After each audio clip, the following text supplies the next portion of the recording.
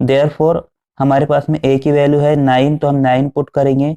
9 into 9 square minus d square equal to 504। हमने reason लिखा यहाँ पर from 1। Therefore 81 minus d square, 9 का स्क्वायर कितना है 81, और यहाँ पे जो 9 था हमने इसे राइट हैंड साइड में इधर आ गया तो ये नीचे डिवाइड में चला गया। तो अब 9।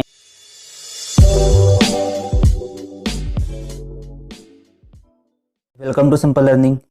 पिछले वीडियो में हमने मार्च 2020 मैथमेटिक्स पार्ट 1 का क्वेश्चन नंबर 1 और क्वेश्चन नंबर 2 सॉल्व किए थे। इस वीडियो में हम इसके बाद के क्वेश्चन को सॉल्व करेंगे। तो देखिए क्वेश्चन नंबर 3A में क्वेश्चन नंबर 1 और क्वेश्चन नंबर 2 इस साल मार्च 2022 के लिए सिलेबस में नहीं है, तो हम इसे सॉल्व नहीं करेंगे। हम क्वेश्चन नंबर 3B और उसके बाद के क्वेश्चन सॉल्व करेंगे।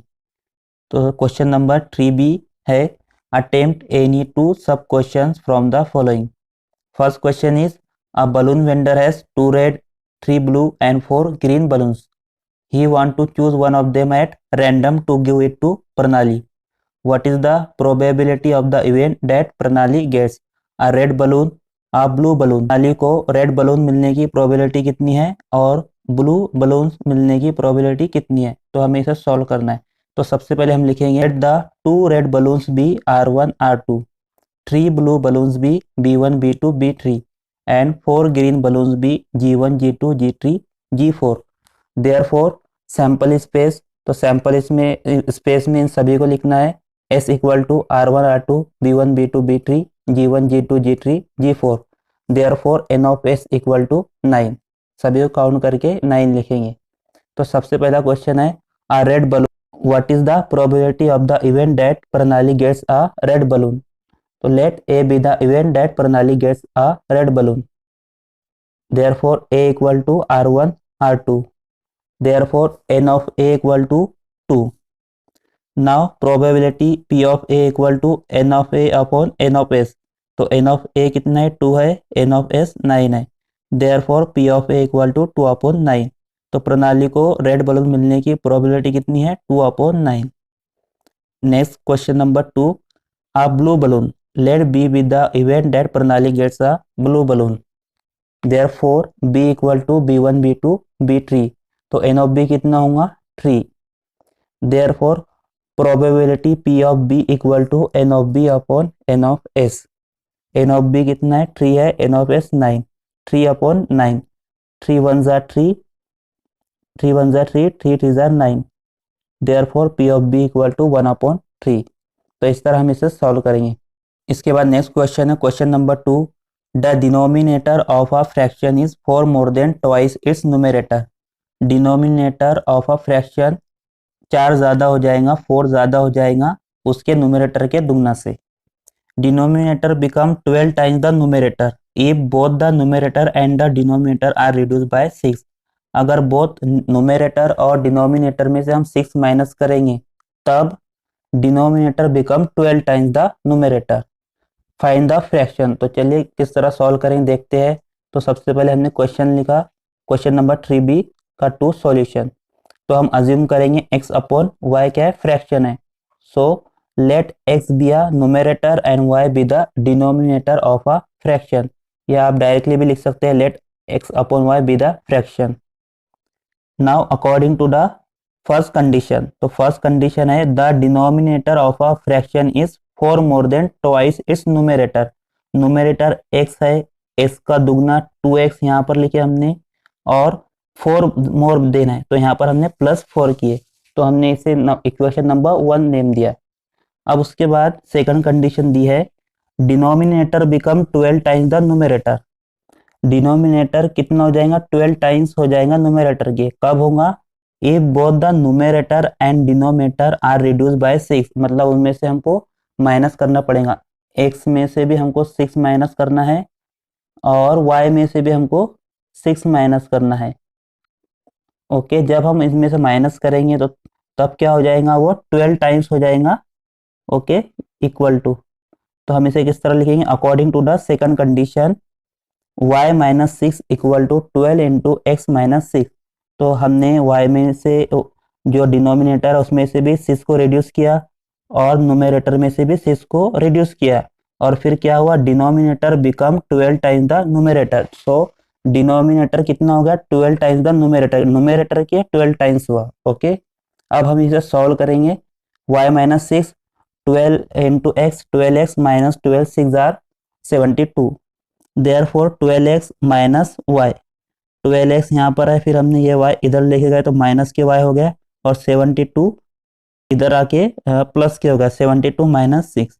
There four 12x minus y equal to 66। इसे हमने इक्वेशन नंबर 2 नेम दिए। अब हम इसे सॉल्व करेंगे बाय सब्स्टिट्यूशन मेथड से, और x और y की वैल्यू निकालेंगे। Now substituting y equal to 2x plus 4 in equation 2 we get, equation 2 में हमको y की वैल्यू रखना है। Therefore 12x minus 2x plus 4, यहाँ पर हमने y की प्लेस पे क्या रखे, 2x प्लस 4 इक्वल टू 66। अब इसे सॉल्व करेंगे।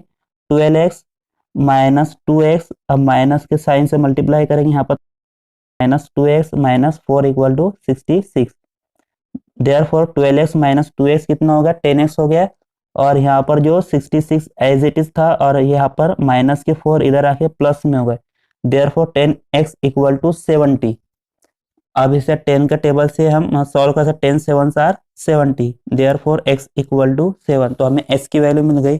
अब हम s की वैल्यू इक्वेशन 1 या 2 में पुट करेंगे।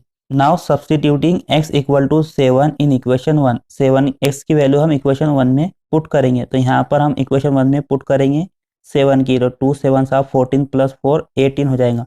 तो हम इससे इस तरह लिखेंगे y equal to 2 into 7 plus 4, therefore 14 plus 4 equal to 18। Therefore fraction be, the required fraction is 7 upon 18। तो इस तरह हम इसे सॉल्व करेंगे। इसके बाद हम नेक्स्ट क्वेश्चन सॉल्व करेंगे। तो देखिए नेक्स्ट क्वेश्चन है थर्ड क्वेश्चन। तो ये थर्ड क्वेश्चन ये भी रिड्यूस किया गया है, सिलेबस से ओमिट किया गया है, तो हम इसे सॉल्व नहीं करेंगे, हम क्वेश्चन नंबर 4 सॉल्व करेंगे। Question number 4 is in an AP some of 3 consecutive term is 27। 3 consecutive terms की एडिशन कितना है, 27 है, एंड देयर प्रोडक्ट इज 504, और उनका मल्टीप्लिकेशन कितना होगा, 504। फाइंड द टर्म्स, तो हमें वो टर्म्स को फाइंड करना है, और अज्यूम क्या करना है, 3 consecutive term in A P R A minus d a plus D, क्योंकि ये कैंसिल करने में ईजी होगा, इसलिए इसे यही हमको अज्यूम करना है। तो हम इसे सॉल्व करेंगे सॉल्यूशन में।